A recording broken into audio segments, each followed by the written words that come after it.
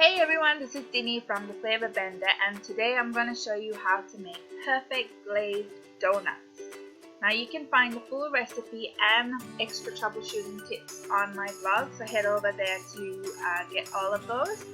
First, we're going to activate the yeast by adding some sugar into warm milk and then adding the yeast to the milk and then setting it aside, allowing the yeast to come alive. You'll see that it'll start to froth and bubble and expand like you see in the video, and then you know the yeast is ready. The next step is to start making the donut dough. Add the flour into your mixing bowl, but set aside about 1/4 cup of the flour because you'll need it to just dust the sides in case the donut gets sticky, which it will.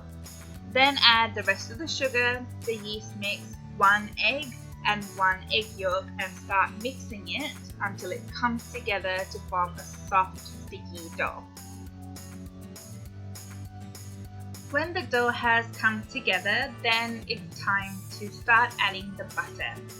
When you add the butter, add only about a tablespoon at a time, mixing it really well to make sure that each tablespoon is incorporated into the dough before adding another tablespoon.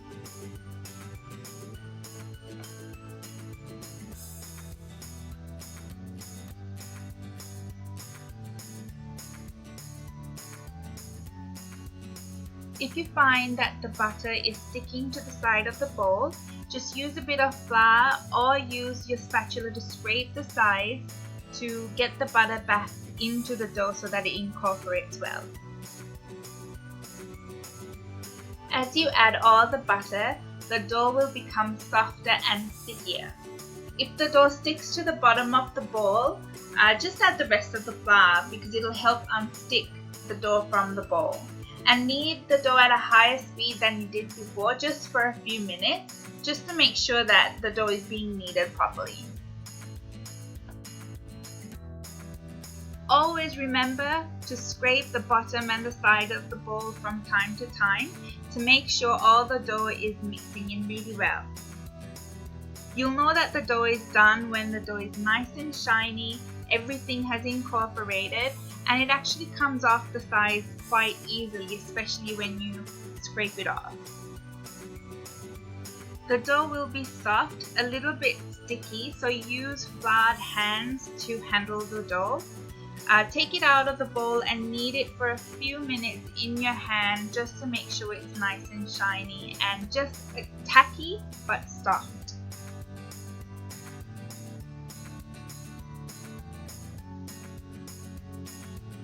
This will also be the first time the dough will be proofed in that bowl, so make sure you oil or butter the bowl really well and then place the dough inside the bowl with the seam side down. Also remember to just lightly butter or oil the top of the dough as well so it doesn't stick to anything while it's proofing.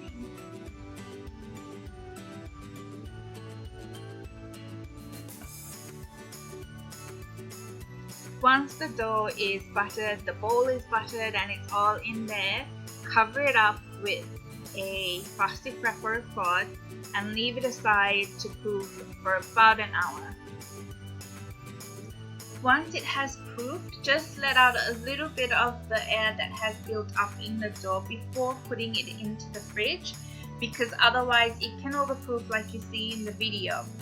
At any stage, if it does expand too much, just knock out a little bit of the gas and bring the ball back together to form a dough ball, but make sure that the seam is always at the bottom, unlike in the video. Chilling the dough has a lot of benefits, which I have outlined in my blog post as well. The next day, just lightly flour a surface. A cool surface like a marble surface would be ideal, but any surface is fine. And then turn out your dough onto that floured surface. If you are going to be making classic donuts, then start rolling it out until you have a donut dough slab of about 1/2 inch height. I like to keep the edges as straight as possible, and that's just something that I like to do. It's my OCD, but as long as you roll it out for it to be half an inch height. Any shape is fine. You can use either donut cutters or biscuit cutters to cut out the donuts that you want. You can cut it in any shape you want as well. Since I'm going for the classic one, I'm using 2 biscuit cutters, a large one and a small one for the donut holes. I first go around cutting the dough with the bigger cutter so I know how many donuts I can get, and then I cut out the center for the donut holes. Cut out as much as you can from the dough that you are rolling out.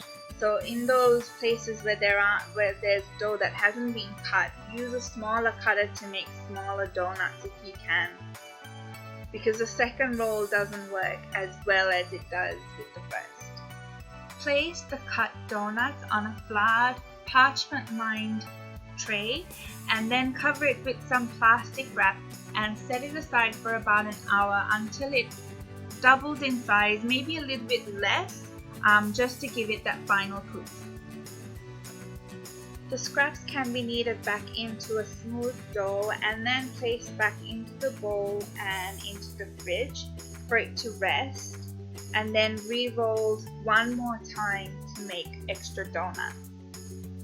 The way that you can tell if your donuts are ready to be fried is by pressing the donut dough, and if the indentation stays like you see in the video, then it is ready to be fried. Let the donuts air out so they form a little crust so that they're easier to handle when you need to fry them.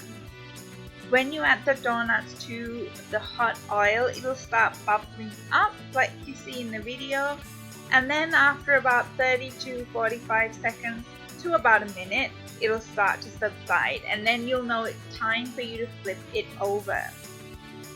You want a light golden brown on your donuts because it will continue to darken when you take it out of the oil as well. So if it's too dark by the time you take it out, it'll become darker and darker outside. For the glaze, all you need is confectioner sugar or icing sugar, milk and vanilla. Just add all these ingredients and whisk it until it's nice and smooth like you see in the video, and then it's time to dip the donuts. You can either dip just one side, or if you're like me, you're going to completely cover it with the glaze, and because it's a thin glaze, it will drip down and only have a very thin coating as well. Now, dipping the donut in the glaze is a messy job, and if you are the person who volunteers to do that, then you get an extra donut for your work. So make sure to be the one who volunteers. Once the donuts are completely glazed, they're ready to eat. Now I'm just going to reward myself by eating one, and you can see how perfectly fluffy it is inside. Now that the donuts are ready, you can enjoy them any way you like to eat your donuts.